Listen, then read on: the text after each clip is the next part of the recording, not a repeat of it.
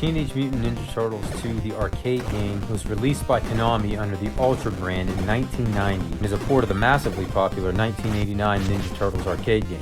The game still features side-scrolling beat-em-up action, but unfortunately porting the arcade game over to the limited NES, sacrifices had to be made, with the gameplay being simplified, the removal of the 4-player mode in exchange for 2-player co-op, and the game's graphics and gameplay speed was also affected. The plot of the game remains exactly the same, where the Turtles have to team up to rescue April and Splinter, who've been captured by Shredder. One thing the NES version did give gamers was the addition of 2 all-new exclusive levels, some new enemies, and 2 new bosses. The soundtrack remains the same, although toned down a little bit for the 8-bit, but still remains one of the best soundtracks on the NES, and despite its limitations, is still a very fun beat-em-up game on the NES. It's a massive improvement graphically over the original Ninja Turtles game, something that a lot of fans liked back in the day. It's got that cartoony animation style and feel to it, which is something the fans really wanted, and something that the first Ninja Turtles game didn't have. So this one was really popular amongst fans. Although it wasn't as pretty as the arcade game, it was still a pretty good home arcade port.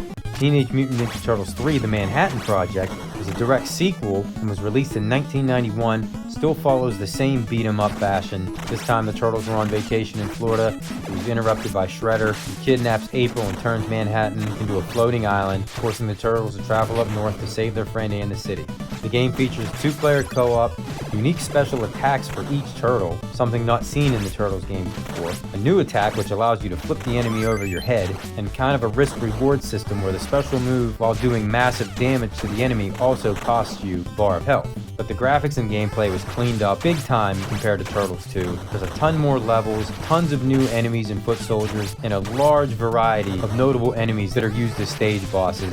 You have Toka Razar and the Super Shredder coming over from the movie, so you kind of had a cartoon movie crossover going on with this game. Yeah, you had your normal Baxter Stockman and Bebop and Rocksteady and the Stone Warriors, but you also had some more obscure enemies like you saw in the cartoon, like Ground Chuck and Dirtbag, Leatherhead, guys like that. This one basically took the foundation of what Turtles 2 was and polished it up, and probably is the finest beat-em-up game on the NES. But I know everybody's different and everybody has a favorite. Some people may like this because it's more polished, other people might like Turtles 2 because it's the arcade port, and I'm curious to know what everybody thinks.